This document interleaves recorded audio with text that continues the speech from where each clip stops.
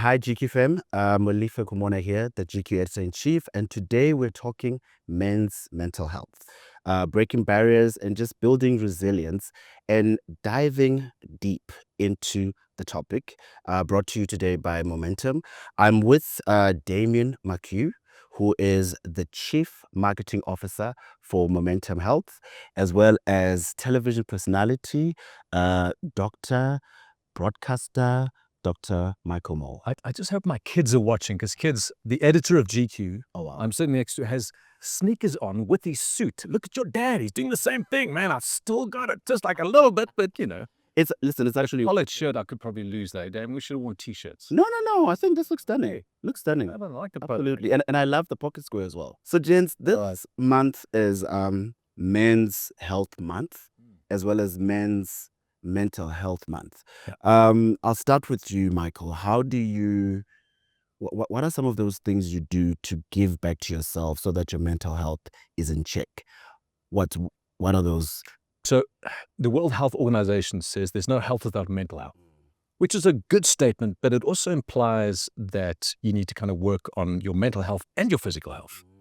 And that's partly true. What's really true is what's good for the body is good for the brain. Oh, yes. So what you're doing for yourself, you're also doing for your brain. That's just a good base. So if you were to ask me how I look after myself, what's like complete health, I'd say it's a strong body, sharp mind, a heart that's connected, and a future that's not going to bankrupt. Oh, wow. We're talking financial health. Yes, So- yes. And for men, so important when it comes to your physical health. Muscle mass is so important. I mean, that's a proxy for longevity these days. I mean, you know that way more than BMI or any of the other markers. Absolutely. Yeah. Muscle mass. Why is that though? Just because of the metabolic nature of muscles. And the more muscle you have, the lower your insulin resistance. There's just so much that kind of builds into having more muscle. You're firing. Your metabolic balance, if you like, is way better when you have more muscle. Oh, wow. Which is interesting, because the older you get, we should be spending more time in gym and less time running, riding, which is ironic. But I didn't know this. let me sum for you quickly. So physical health, Yeah. mental health, absolutely. Because, I mean, the suicide rate in men is high. 5 times more than it is in women. Even though depression is twice as, I suppose, diagnosed twice more in women than in men, it kills more men because of that suicide. So mental health, mental state, your sleeping, the way you deal with stress, vitally important. And then I would say financial health is really important. Damon can speak to this. Yes, absolutely. But finances for men, man, it keeps you awake at night. That level of cortisol goes up. It's a health risk issue. So for me, men's health is not a spa day. It's showing up strong. Yeah. It's being, connected to family and community, which is also really important. Loneliness, more dangerous than smoking 15 cigarettes a day, according to Harvard. More dangerous than obesity. It's so important to be part of a community. And then, financial health, key.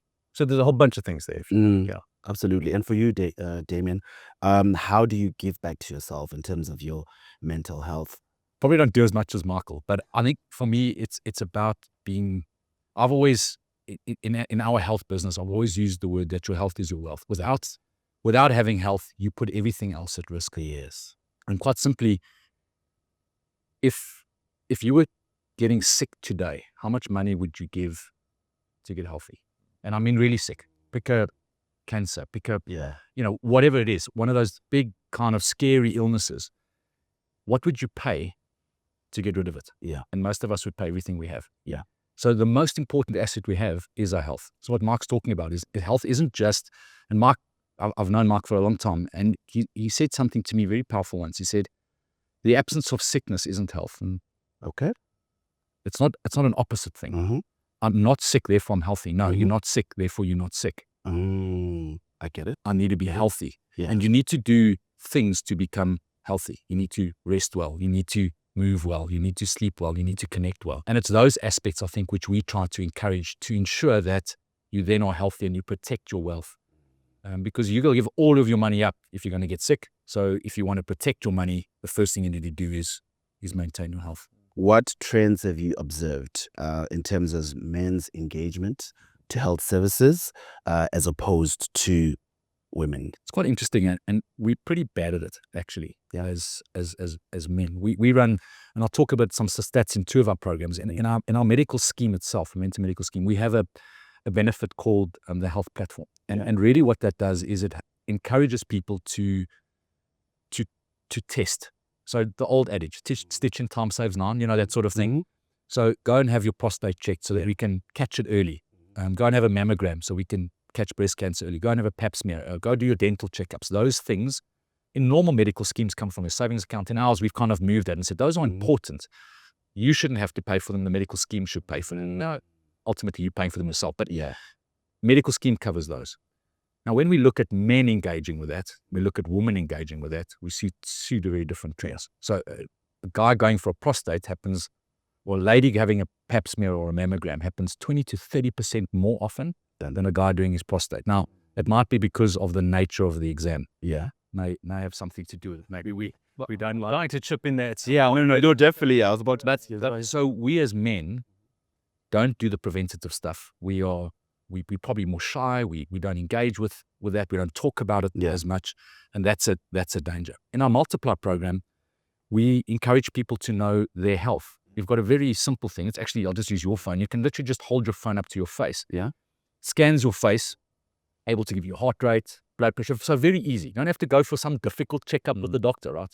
And in that context, 20 to 30% less. Women are doing it more, particularly at the younger ages. In that sort of 20 to 30 cohort, 30% more women are doing Know Your Health than men. Why? Now, maybe at that age, women are more conscious of their health. They're thinking about having kids. Maybe. I don't know. But what I'm telling you is men are worse at thinking about healthcare and engaging with their healthcare than what women are. So we see that, and it's bad, because if we can catch prostate cancer early, if we can whatever, if we can find out early enough, A, the prognosis is better, but B, it's also less costly for you and for your family when the treatment's less costly. It's easier on you and it's easier on your family. So we should, as men, just be a little bit more courageous and actually just have those checks done. Absolutely. Before I get to you, Dr. Michael, what I've realized, right, is haven't you seen that as gents, we don't go for checkups? I mean, I used to think like this, but obviously I've learned better, because you don't want to find out something is wrong. You're almost afraid of that. So in your professional opinion, what did you say? Ignorance is bliss. I'd rather not know. And there's this whole cultural stigma around, just tough it out. You know what I mean? Men don't complain. Men don't cry. 1995, Kitch Christie's last game against the Brits against England with the Springboks at Twickenham. Victory, well done Kitch. But he's dying from leukemia. It's the last time he plays. So he goes onto the field, which he never does, hangs with the team in a huddle, and every Springbok huddle they end by going, Bokke, and he's between Dalton and Pienaar. And they Bokke, and they break 3 of his ribs. But he doesn't say a word. He goes back and he finishes the game, and that's Kitch Christie. And we're like, what a man, how cool is that? But Kitch, that's crazy, don't you? You've got to get that seed to see things, check things out. And men don't do that because of this bravado. So the two things men don't do particularly well. Well, there's a lot, but two in particular. We don't talk about our feelings, and we don't talk about how we feel. Yes. And to your point, ignorance, I don't want to know, but also this is like, why should I worry? It's this, I don't need to be paranoid. Instead, Multiply Momentum encourages screening. That's not paranoia. That's strategic. It's not. Don't think you can say I'm fine. Make sure you're fine. That's really key. So from a checkup perspective, absolutely. I mean, prostate cancer. That's why I wanted, damn it. It's not the finger. It's a little blood test. It's a small blood draw. And if you can't handle needles, get over yourself. This is really, really important. And let me say this, particularly for Black South African men. So statistically, 1 in 15 South African men will get prostate cancer in their lifetime. When it comes to Black South African men, it's 1 in 5. 1 in 5. Look at who's in the room. One of you get prostate cancer, and you get it sooner and more aggressively. Don't ask me why. We don't know. We just know those are the statistics. So if that's you, by the age of 40 or 45, annually, you should be doing that little PSA test. We talk about men's strength, right? It's about protecting our family. What better way to protect your family than making sure you're taking care of yourself so you can take care of your family? Your family is not protected if you're not around. And so make sure that you're doing that. We're very quick to take our car for a service. Absolutely. Hey, our cars are. Definitely. How often have you taken your body for a service? When last did you? Yeah, for me. Well, that's good. Yeah. Most people don't do it at all. And I think that's what we really want to get to is help people just know their health. Just know it. Then you can do something about it. And if it's too late, yes, then you've waited.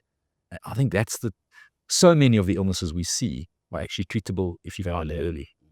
And just take that ownership. I often get asked by men, particularly, like, so what screening should I do? Yes, I was about to. At what age? Yeah. Like, I'm 20, so what am I going to do to my 20s? And at 20s, we kind of feel like we're bulletproof, but it's at that age that you're building a foundation.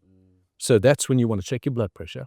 In fact, I get my name from a late uncle who at 23 was a medical student, driving home from the hospital, pulled his car from the side of the road, had a stroke, a brain attack, and died. Oh, no. I was born a year later. I got his name. So I studied medicine. 23.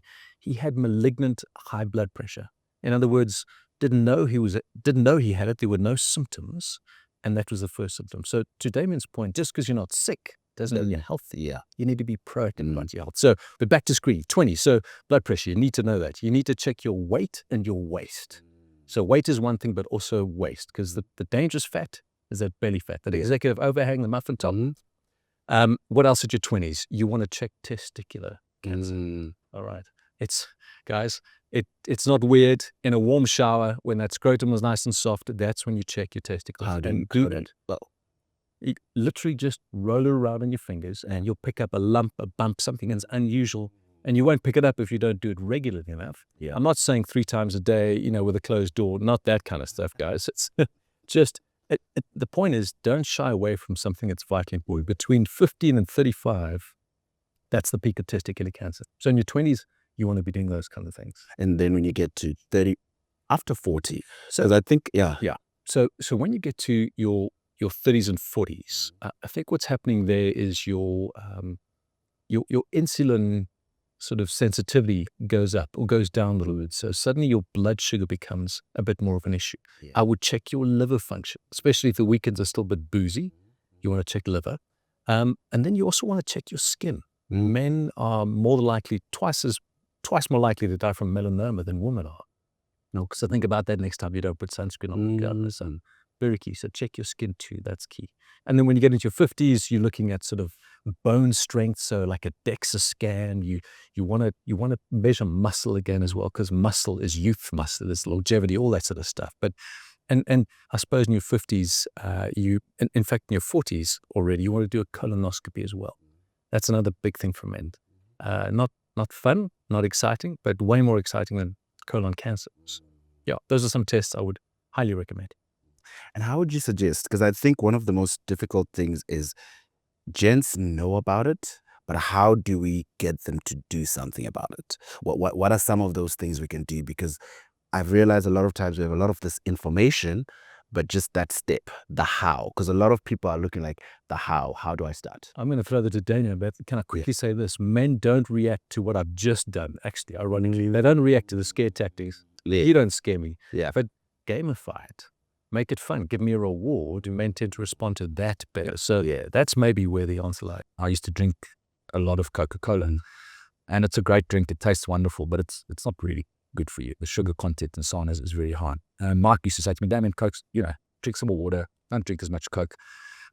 4 kidney stones later, I stopped drinking Coke. Oh, wow. Right? So don't wait for the event before you make the change. And you can have one of those moments. For me, kidney stones are painful, but they're not life-threatening necessarily. Sometimes it's a life-threatening thing that you do, and then it's too late. So don't wait because often men wait for the event. Yeah. I have the heart attack before I change my lifestyle. Don't wait for the event. Change the lifestyle before prevent it. So that would be, for my own journey. Yeah. I think that's something that I've learned. So what happened with you? How did you discover that you have the pain? Obviously, because it's just immense, right? So and how long did it take you from I've got a pain, I'm gonna go check it out, or did you go like maybe a Panadol, maybe antibiotic? Like no, what happened? No, the pain of a kidney stone is you need to go now. But I didn't change straight away. So I was training to run a marathon. So I was running all the liquid out of my body, leaving behind the sugars and the bad stuff that you will find. And so, and that's what, it wasn't the fact that I was drinking Coke, to be honest. It was the fact that I was drinking only Coke. Oh, yeah. I wasn't drinking water and so on. So I wasn't living healthy. So Yes. I thought I was healthy, but the absence of sickness doesn't make you healthy. I had to actually stop doing some of the stuff. And Mark's point about being incentivized, I think is something which, look, we all respond differently. Some of us respond to the carrot, some of us respond to the stick, some of us respond to a bit of both. Our programs are really designed to try and encourage you to respond to the carrot. So reward you for doing the right thing. Yes. And we do that with a whole range of different incentives, whether it be partner awards where your partner discounts become bigger on travel or gym or, those types of things. But we also give you money back. So we've designed our incentive program to actually pay you money back in your pocket. For taking care of yourself. For taking care of yourself. So if you imagine your medical scheme premium, I don't know, costing you 3,000 Rand, and let's say 800 Rand of that is going into a savings account. What if you could earn that savings account for free? So instead of paying 3,000 Rand, you're now paying 2,200 Rand, and you earn your savings for free. So we pay you what we call health returns. Yes. Returns on your health, using your health as an asset, and pay you that money back. You can actually lower your financial contribution to healthcare because you are living healthier and you're getting rewarded with that money. So that's a way of encouraging somebody to live and hopefully live a healthier lifestyle by getting those rewards. So we do both. The stick one, you're going to experience yourself. Yeah. We're there for you. So my kidney stone was paid by my medical aid, great. But it didn't have to get there, right? And I could have prevented it. Rewards are great. Yeah. And I mean, I love what Multiply is doing in Momentum. But there are inherent rewards in being healthy that go way beyond that. I mean, for one, when you're healthy, you get your brain back. Yeah. So just imagine a sharp brain, a focused brain, quick. You're in the meeting, you own the moment because your brain is all there. You get that from being healthy. So you get your brain back, you muscle up. And again, we talked about this a lot, Yes. but there's something, I mean, if you've been training hard, you walk taller, you're jacked, you feel more confident, you own the room. Yeah, it's all part of just feeling healthy. It's fantastic. And then emotion, man, you rock it. So suddenly you're not snapping at your kids. Yeah. You're not crashing at 3 PM. You're not like, meh, and you got like mood issues and you just want to plop on the couch. You own those emotions, and suddenly you become the guy that people going, don't know what he's doing, but I want to be like him. Yeah. And that's inherent reward. You're no longer the guy that says, I should train more, or is Googling motivational hacks. You're the guy getting up early. That discipline is shaping you and molding you, and it's legacy for your kids, because look at what dads do. That. And when you get to that point, but you don't go back. Yeah. You don't fall, you're like, I'm here, I'm going to stay, and I'm building a strong life by health. So what would you say, though? What would you recommend, like the 3 things a man can incorporate into their daily routine to build a healthy lifestyle? It's a great question. So it's Men's Health Month. What should you do this month? 3 things. Do the checkup. To Damien's point, don't wait until something breaks, because it's going to be more expensive, more painful, more difficult to fix. So do the checkups, get your blood pressure done, get your cancer screenings, get your blood tests done, your HbA1c, your glucose, all that sort of stuff. Do the checkup, gentlemen, number 1. Second thing, I said it way often, build some muscle. Just do some decent workouts. 2 to 3 resistance sessions a week is all you need to maintain and grow muscle. Muscle is good for you. It's a fantastic proxy for longevity. And then I think the third thing, what would I do is I would sleep. Just prioritize sleep. I tell you what, gents, we don't do this. Here's the shocking statistic, and this is not the carrot, this is the stick. Men who sleep 5 hours or less have got smaller testicles than men who sleep 7 hours or more. It's a scientific fact. So the next time you're at the office and someone boasts about, I get by in 5 hours, you're like, buddy, I know something about you. We don't want you to know, but really, sleep for men is huge. So supposing you sleep 5 hours, you're watching this, then you're like, no, I need to fix that. So if you sleep 8 hours or 7 hours, will they grow back? They will. And it's not growing back, it's your testosterone level. So if you're sleeping, you're not getting enough hours, sleeping 5 hours, 6 hours or less, you get a dip in testosterone. Low testosterone, no libido, that's the obvious one. Low muscle mass, belly fat, and brain fog. And how many men don't you know battle with all that? It's testosterone. And what is testosterone? You get testosterone when you sleep. In fact, during REM sleep is when testosterone is produced. So if you're going to skimp and sleep, you're dropping testosterone. It's the last thing you want to do. So, gents, when it comes to your sleep, I would prioritize that. Those three things. So do the checkup, build some muscle, and make sure you sleep like your life depends on it, because it kind of does. And when it comes to sleeping, there's a couple of things you could do. I would say keep your room cool, dark, and quiet, like a Batman. I mean, that's key. Here's an interesting one. No coffee within 90 minutes of getting up. Oh, Yeah. okay. So most people want to get up and have their cup of coffee, not within 90 minutes, because your body naturally wakes up with cortisol. If you're having caffeine within 90 minutes, it blunts that natural cortisol spike and you get the brain fog. You get the and it messes you up for your sleep later that night. So no coffee within 90 minutes of waking up, cool, dark, and quiet. And I would say have a decent wind down routine, no meals between, for 2 to 3 hours. But most importantly, there's a lot of information here, sorry guys, is consistency. So same time to bed, same time to wake up, Monday through Sunday. Don't change on the weekends. Oh, wow. Yeah. Wow, that's like a bit of a fire hydrant. No, but I'm actually thinking about it, because how do you then manage? I'm sure you also have a hectic schedule as well as you, Damien. How do you manage those times when you have a speaking engagement or when you have a work event where you have to go beyond, let's say you usually sleep at 9. You have to go beyond 9 o'clock. Then you have to speak, say, at 8:30, and you can't really be home by 30 minutes. What do you do? Yeah, it's tricky, and it's a great question, Innovator. So you've got grace an hour either way. So if you get to bed normally at 10, if you can get to bed by 11, and obviously building your 7 hours, get up at 6, you're still fine. If you're going beyond an hour, then you start to mess with consistency. And it's interesting, your brain doesn't get it. So if you're missing that consistency, even if you're getting 7, 8 hours, if it's not consistent, you're not getting that deep recovery, that deep sleep. And so you just need to, I suppose, own that space and kind of go, guys, I'm done, or I'm not going to go. If I can party till 2, I mean, it's hard to be that guy, but I'm that guy. I'm always that guy. I'm like, I need to leave early. Like, I'll see you all later. That man, listen to him. He knows what he's talking about. So it's a bit of discipline. Yeah. There's a bit of discipline. What Mark shared around muscle, around sleep, around exercise, around getting your checks. It's about changing your discipline. Mm-hmm. And that's hard. We get into these routines, whether it's work routines, I'll get up early, I have my coffee quickly, I'll work 12 or 15 hours or whatever. It's just changing those disciplines. Nothing we should be doing. We should never be working 15 hours a day. It's not good for our family. Never mind, we talk about mental health, not there for your family. So all of those disciplines, you need to check your discipline and how you're measuring up against those disciplines, because it's not difficult. It's actually quite easy to do, but you've got to make the change and change the habit. The habits that we currently have, many of us, are bad habits. And if we change those habits, we can actually have a really big impact on later life. And one of the things we talk about here is the here and now of health. Yeah. That sort of butterfly effect, or raindrop into a river type of effect of what that does for us later. Yeah. Is really significant. So the butterfly says, if you flap your butterfly wings here and create a storm somewhere else, it's that sort of just gentle change that it changes in your life over a period of time.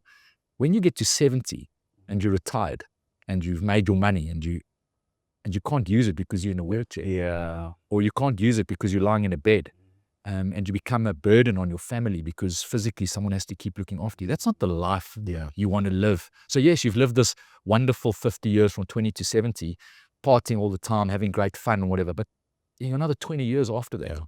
And that foundation that you build now is so important for the health that you have when you retire as well. Mark often talks about the why. Why do you do it? And my why is one day I want to be able to kick a ball with my grandkids. Yeah. I don't just want to watch them play. Can I play with them? Yeah.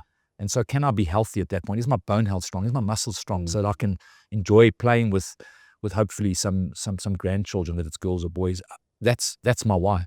So have a good why, and we often, when we're 20 and 30, we don't think about, that life I'm going to live when I'm 70. I'm kind of getting closer to that day now.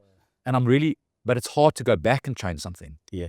I can't go back and change it. That foundation that I've lived is maybe not a good one. So think about the Damien or the person that you want to be when you're 60 or 70 years old, and the stuff that you're doing now. Michael's, laid out in some really key, simple ways. Or I love that, Damien. And to add on to what you're saying, you don't have to be perfect Mhm. when it comes to health. You just have to be proactive. It got you. So if I, at the age of 80, want to be able to pick up an 8-kilogram suitcase and put it into an overhead cabin because I want to travel at 80, then at 40 or 50, I need to be able to do that with a 20-kilogram weight. So you're building for the future, and you need to see health not as a chore, but as a competitive advantage. Yeah, I love That makes a lot. I love that. It's I love more. that. I love that. And what does Damien Momentum Multiply do to help members overcome those types of challenges that come with maintaining a healthy lifestyle? Every one of us is on a different journey, and we have to engage with the person in that specific part of their journey. So we try and provide information to that individual where they are at, not Yeah. where we want them to be. Yeah. Ideally, where they want to go, we want to help them get there. So it's a nudge. It's to say, hey, Damien, have you slept well today? Hey, Damien, have you eaten well today? Or, hey, Damien, have you done your exercise today? So we have rewards that reward the sort of instant stuff. Yeah. So like a daily win. Have I done my activity today? There's a little reward. Yeah. If I've done that over a week, then there's a weekly reward. If I've done it over the month, then there's a monthly reward. So it's almost this nudging and helping somebody on that journey. Now, someone might be as active as Michael. They're doing it 3 times a week. They're running in between. So they're getting their exercise. We just reward them for that continuance. But someone like me who's not there yet, I go, Damien, why don't you start? And then you start to get rewarded. And I almost get the same reward as Mike in the beginning, but then it ramps up. Okay, Damien, you've done it for twice. To get that reward now, you've got to do it 3 times. So there's a bit of a nudge into the program, and we help that person. It becomes a bit more personalized and help that individual on their journey. So that's what we try and do to help with the positive side. Still requires the person to have the discipline to get up and do the stuff. But the program also doesn't just reward physical activity. I think that's important. Mark shared a lot about the mental well-being. Yeah. So we believe we're one of the first programs worldwide that actually measures your sleep. So, using devices like watches and so on, we have that ability now to measure sleep. So we measure what we call restfulness or mindfulness with a recharge day. So you scan your face using that technology early in the morning, not late in the day, early in the morning. So we can test now, have you had a good rest? And we reward you for the rest as well as the activity. So we start to help, not just, hey, it's always go to the gym and reward you for the gym, but you're not measuring the mental health as well. So the program does it on both aspects. And we nudge you in both of those journeys. Wow. It's great tech that they're using, by the way. They're measuring heart rate variability through something called remote photoplethysmography. I just had to say because it sounds so cool. That thing, that's selfie that you do. But when your heart beats, between heartbeats, there's a varied time delay.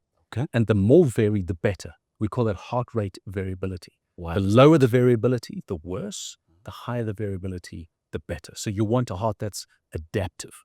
So your heart adapts to, inspiration, expiration, what's happening around the day, your environment. And that's a healthy heart, a heart that can't adapt an unhealthy heart. And so if you measure your heart rate variability in the morning, it gives you a good indication of how well you've recovered the night before. A higher HRV means you're ready for the day, you're going to crush today. A lower HRV, probably less. You should focus more on your sleep.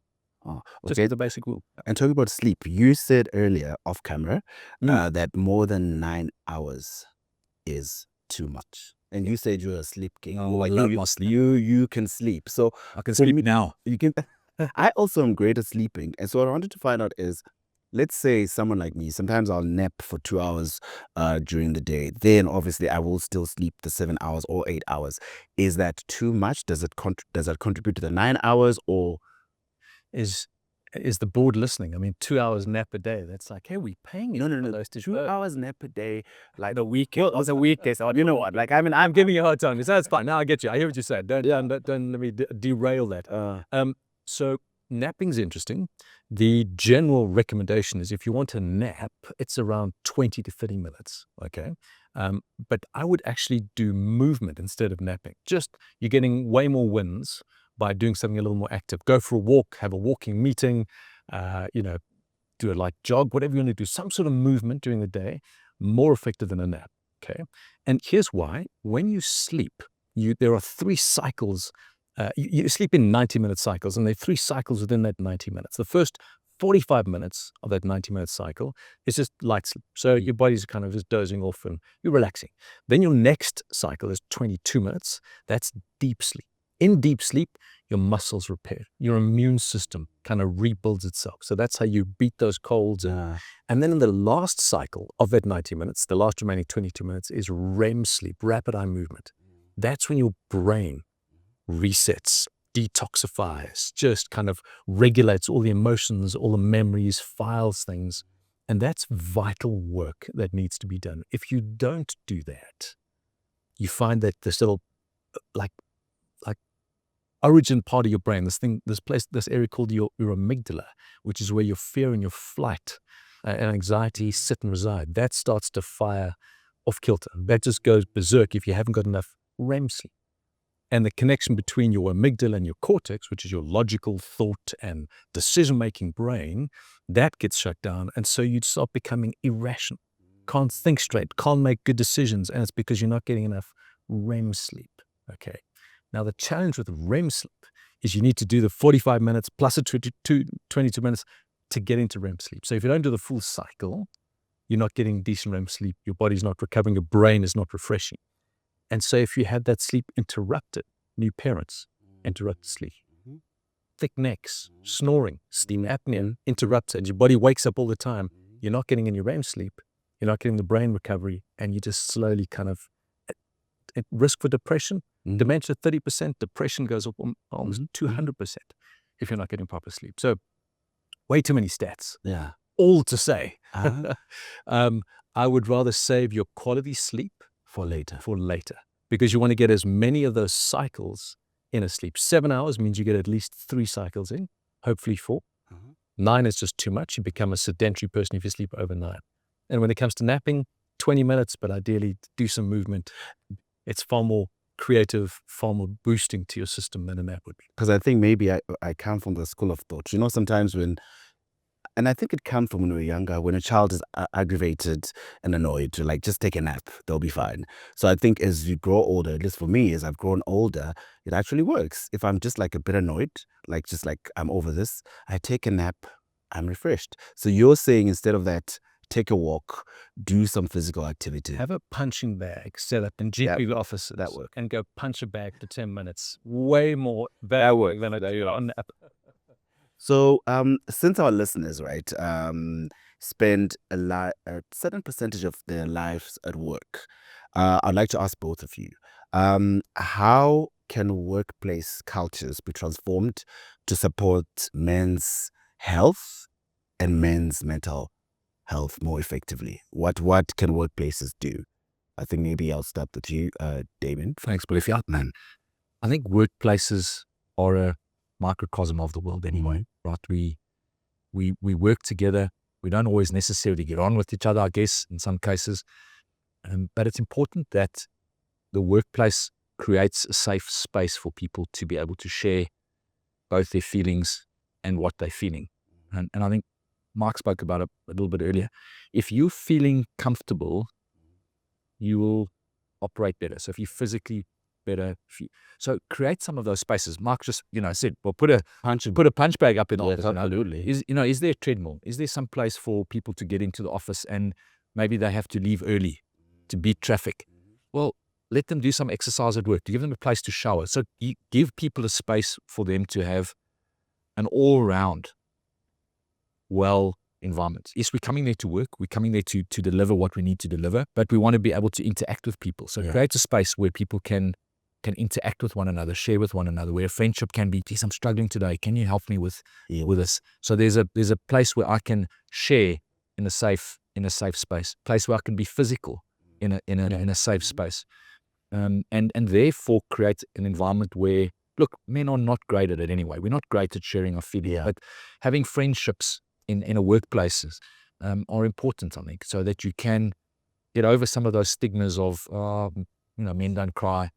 So, as an employer, I would try and create spaces for employees to engage different aspects of their body, both physically, emotionally, and spiritually, and allow some places for that, and allow people to take that mental rest. So you're saying, 5-hour meeting, I'm tired, I need to, well, let the person go and walk away somewhere. Let them go and walk on a treadmill. Create an environment where the workspace isn't just your desk and a chair. Create a room where there's a treadmill. I remember doing a meeting with Mike once, and he was walking on a treadmill, actually riding on his bike while doing the Zoom meeting. It's like, geez, Mike, what are you doing? He's, oh, I just want to be active. I don't want to be sitting behind my desk all the time. I think one of the stats, and Mike will probably know it better than me, is sitting like this, like we are, is as bad as smoking a cigarette if you do it for long periods of time. So, let your employees engage their body physically. They will be better in the work they deliver for you as well, and they'll be more engaged. So, create spaces where there's less absenteeism and less presenteeism, and you do that by creating a place where men have the ability to thrive, and they need to do that in those three things: physically, emotionally, and spiritually. It was a great study. There's a study that compared sitting to smoking. Wow. Every cigarette we smoke, we shorten life expectancy by 11 minutes. Every hour we sit, we shorten life expectancy by 22 minutes. Wow. Almost safer to go out and have a smoke break on a regular basis. No, I should mention that. It's way more important just to move more often. Yep. And I know we are encouraged to get 10,000 steps each day, but it's actually more important to move every single hour, just to get up, punch a bag, make a phone call, do some jumping jacks. But to answer the second part of Damon's question, and I think Damon captured everything, I would add maybe two things to that. One, firstly, the emphasis on community. So loneliness is toxic. I said it earlier, it's worse than smoking, it's worse than obesity. The longest study on human well-being has been going for 86 years, Harvard study. And that the bottom line of that study is relationships are good for us. Yeah, community makes all the difference. And not just like the close relationships Damien and I share, for example, but that engagement you have with the barista, that look in the eye, that thank you, that engagement, that also boosts neurochemicals. It's good for you. Those social connections are vitally important. So COVID, man, did so much damage in separating and isolating us like that. So if you do have the opportunity to come back to the office, don't take that as I'm being forced to come back. No, it's an opportunity to engage, to be social, good for your health. So that's the one thing in terms of workplaces for men. The other thing is it's a place to educate our men. It really is. They're not going to get it on Netflix. They're not going to get it, they might get it from their wife, but who listens to your wife anyway? It's a place to really take the education of men's health seriously, particularly mental health. So when men think about depression, they're generally thinking a woman that's crying and sobbing and sad. That's the picture of depression they have. That's not what depression looks like in men. It looks very different. Yeah. In men, it's just like a lack of interest. It's meh. It's just numb. It's a bit hopeless. It overwork, big sign of depression in men. Risky behavior, alcohol abuse, substance abuse. Often there's so much of that happening to mask depression that when they do turn up for help, it's an alcohol issue and a substance abuse issue, not depression. But it started with depression. Yeah. Lower back pain, niggle pains, that's all signs of depression in men. Men don't know that. But at work, if we keep the conversation going, if we talk about those things, if we put them front and center, we kill the stigma around mental health. I mean, we know what the stats are. 1 in 6 pre-COVID South Africans, now 1 in 3 battle with anxiety and depression, or 1 in 3 people. I mean, those statistics are crazy. And then the suicide statistics we talk about. We have to talk about it, and workplaces are the places to do it. No. But how do you create that safe culture in the workplace? What can be done? I mean, any organization's culture is their own. Yeah. Right? It's like a family. It's a community. Yeah. You've got to create a safe space for the community to be safe. You're not going to have a conversation like we're having if I don't trust you. Yeah. I can't share my feelings with you if I don't trust you. So you need to be able to create a space where there's safety in your work culture, where everybody has the ability to share and be open. And if we also, that sounds so girly, It's not actually. It's so important. Mark said it's so important for us as men to feel connected with other men. So, man, go for a run together. Yeah. You go and do something manly if you want. Go play paddle. Go do, not if you're too old, because then we're going to have more claims, but I'm kidding. But go and do something with your colleagues. Go, have fun together as well. Create spaces where trust can be built up. Culture is, in any organization, is unique to that organization, but create safety for these conversations to happen just naturally. And if you don't have people who in your business are experts on them, get somebody in.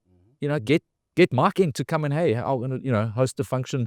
We're going to talk a little bit about men's health, and let people change their mindsets around it. So, we do things like wellness days, where we have fun around health to try and create a bit of that, break some of the stigmas, but also have a bit of fun around it. But it also creates a culture within the business. Hey, my business is taking care of my health. They worried about my healthcare. They worried. So as companies do things that just break some of the monotony of the organization and set your business on a different set of rails. I don't have to do this all the time. I'm going to break this up a little bit, create a bit of environment where there's a bit of fun. Do something that just breaks the monotony and brings people together, creates a space for people to engage and connect, because that's actually what we're designed for. We're not designed to sit behind screens all day. And I think what I've learned as well is creating, especially for men, a space where it's only gents. Because what I've realized sometimes as men, we find it difficult to open up when sometimes there's women around, because you think you might not relate. Never happens, right? Never. It doesn't. So in terms of for momentum multiply, right? If someone is watching this or listening to this and is saying, we spoke about rewards earlier, what are some of those rewards for some of the members? Because I think rewards are the motivators, like what you're saying, is either the stick or the reward. What would you say are some of those rewards for maybe someone who's looking like for a quick rewards? Is it something like that? Like just I think very, very, it's very easy. So again, with our program, if you're just starting it, you've never, you're joining Momentum Health for the first time, or Momentum Medical Scheme, and now you join a multiply program, it's actually really quick and easy to start. So the first part is actually know your health. It takes maybe 9 minutes. You do a whole scan. We give you heart rate variability. We tell you you're on a good track, or maybe you're not. These are some of the things you should be doing. And you get rewarded right then and there. Just for doing that, you're going to get rewarded. So there's financial reward, the health returns that I spoke about. And those ramp up as you become more physically and restful. So both of those, as I said earlier, we give you more money. So there's a financial reward. There's also other rewards around discounts at Puma or travel or gym membership and so on. So there's other things that we do in our daily routine where the partners that you're currently using, we have engaged with, and there's discounts that are available in them as well. So there are partner rewards, if I can call them, and then there are health-related rewards. But those partner rewards also get better as your health gets better. And so we try and incentivize that whole journey. It's not, I have to be on this program for 5 years and have multiple set of momentum products. It's not a loyalty program. This is different. This is a health program. If you are healthy when you join us, you can earn the maximum level of rewards pretty much from day one. It's not, I have to be on this program for 6 months before from day one, you can access, it's a health program. We want you to get rewarded for being healthy. So the healthier you are when you start, the more money you're going to have back. In fact, the more savings you're going to make. So it starts to link all the aspects together. Engage with health, mental and physical, you get rewarded. That reward helps you become better. Think about it. Everything Michael said. I'm more confident, I'm more comfortable, I've got more muscle mass, I'm firing, or everything's working. You become more, what's the right word? That guy. Yeah, you become that guy, right? Now at work, people are more attracted to you, not necessarily physically, but geez, I want to be around this guy. He's always positive. You feel better. It becomes that positive cycle. Right? Now on top of that, we're paying you back money every month, right? Now you become wealthier. Now legitimately, you're going to earn up to 1,000 Rand back every month. And that's for one adult in your family. If your wife is also doing it, it's 2,000 Rand. Think what you can do with 2,000 Rand every single month. Now you could put your kids into a different school. You can, I don't know, save that for retirement. You can paddle. Yes. So now it starts, I'm wealthier. Yeah. Hold on. Now guess what happens? Over a cycle of a year or two, you are healthier. You claim less. I don't have to be on the same option that I'm on now. I can downgrade my option because I'm healthy. I'm not using as much healthcare. And all of a sudden, your health that you've invested in a very simple way has unlocked not just the physical aspect of what we're talking about, which is huge. It's also unlocked the financial aspect. And when you unlock the financial aspect, geez, hey, this is cool. I can buy the new white sneakers. I can buy a car. I can, without putting yourself into more debt, which creates a different negative cycle. You can keep up with the Joneses. Well, let's put it this way. You become the Jones. Yeah, and everyone's trying to keep up with you. Yeah. And Michael, in terms of could you explain this concept, right? Mm. What's a health span versus a lifespan, Oh, particularly in men? What's the difference between the two? great question. So lifespan is how long we live. Average global lifespan today around 73. Health span is how long we live free of disease and disability. Okay. How many good years do we have in Yeah. that lifespan? That's health span. That global average is 63. So It's 10 years. shorter than lifespan. As a medical doctor, I was trained to extend lifespan. So we get to 70, 73, and then at great expense, with great discomfort and adult divers, I'm trying to extend life by a couple of years. Not cool. The whole focus, and we're seeing that shifted in medicine, which is very exciting in healthcare, is the shift is now how do we prolong health span? Yeah. How do we give you better years for longer? So it's not just about living longer, it's about living better. And the best way to describe that is how not to die slowly. Because from 63, we're dying slowly. So you want to avoid that. And the ways to avoid that, the ways to promote health span is all we've been talking about today. Yeah. It's that proactive daily investment in my health so that my health span gets extended. And by default, your lifespan too. In Greek folklore, legend, there was this guy called Tithonus. Yeah. Tithonus goes to the gods and he says, "Can I have eternal life?" Yeah. And to his great delight, the gods grant him eternal life. Can't believe it. Until he starts to get older and older and older and older. And he realizes, damn, I should have asked for eternal youth too. I'm hating my life because I'm just getting older and older. No one wants to live long if you're going to get old. Yeah. You want to live better. Yeah. Quality over quantity. And every day. that happens now. Yeah. That doesn't happen when you're 60. That foundation that you build to live health span happens Exactly. when you're 30. Yeah. The habits, the disciplines, the things you put in place now are the things that are going to, we always talk about save for your retirement, Yeah. right? We all put money aside. Every paycheck, we're putting money aside so we can live healthy or so we can live wealthy. Wealthy, yes, yeah. What have you done for your health, for your retirement today? Because if you're not putting something aside now, it's too late when you're 60. Your health span is then finite. You can't change your health span at 60, but you can change your health span today. So that discipline, those nudges, those small changes that you can make today can have a massive influence in that last 10 years. And you can die, and that sounds horrible, but you can die quickly. You live this great life, and then there's not this pain and suffering and stuff, the disability life sort of that you could end up in. So as we close off, We haven't talked about erectile dysfunction yet. I mean, this is a men's talk. What about ED? Oh, yeah. Okay. Okay, actually, Wasn't in the script, was it? it wasn't in the script. But then what causes that? It's testosterone. Well, let me tell you, maybe ED is there are certain things, maybe two things, and that as men, these are like warning signs that you cannot ignore. So Darren talked about something goes blinking on your car, or your car makes a funny noise, we take it in immediately, but we don't do that to our bodies. These are two little red warning signs on your dashboard that you cannot ignore. The first is chest pain. Any kind of chest pain, guys, you go straight to the ER and get it sorted out.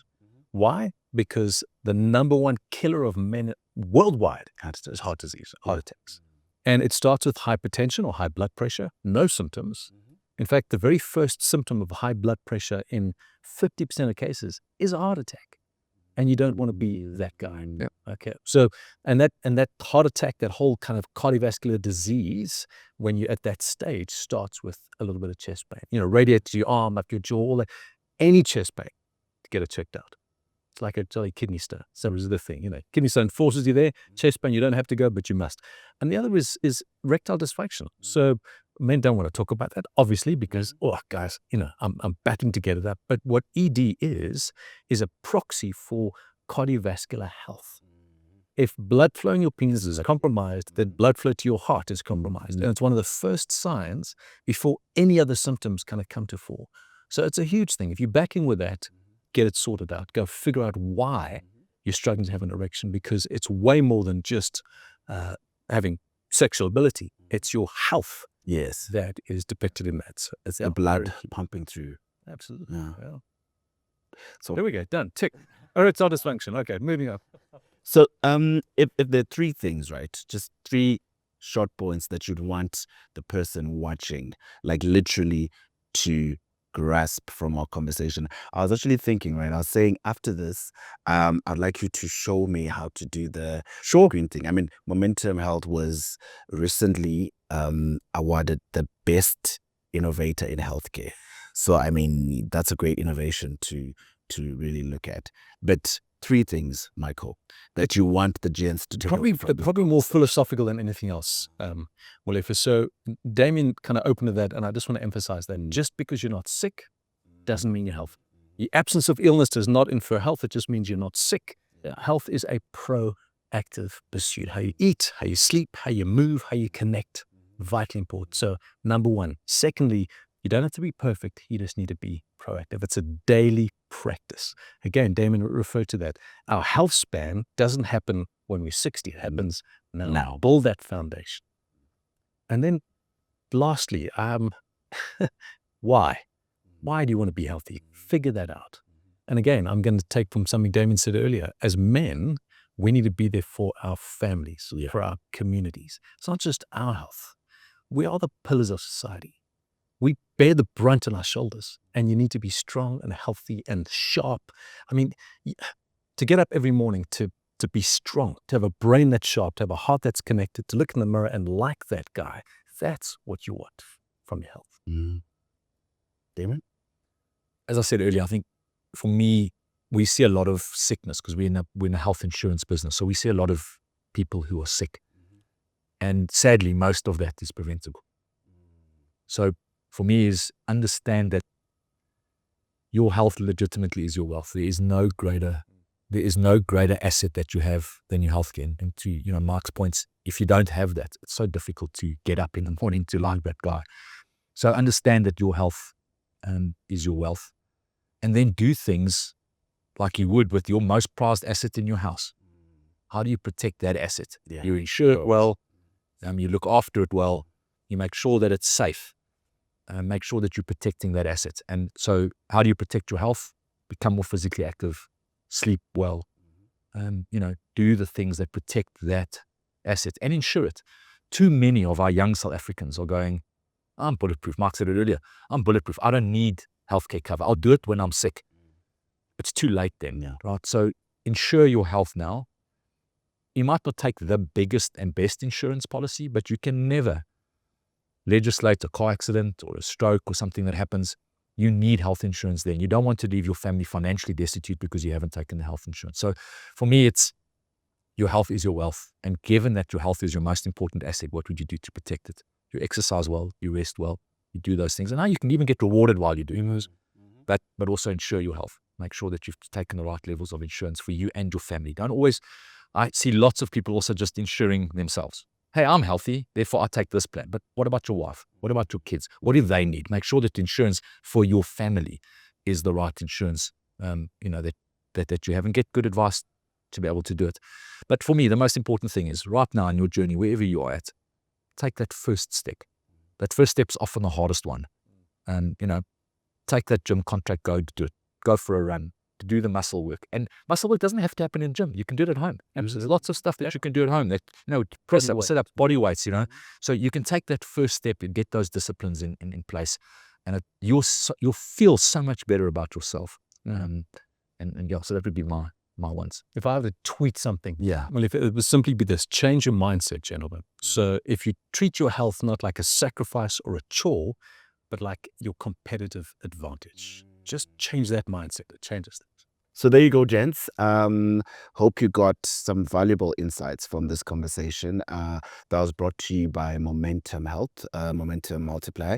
Remember, just because you are not sick, it doesn't mean you're healthy.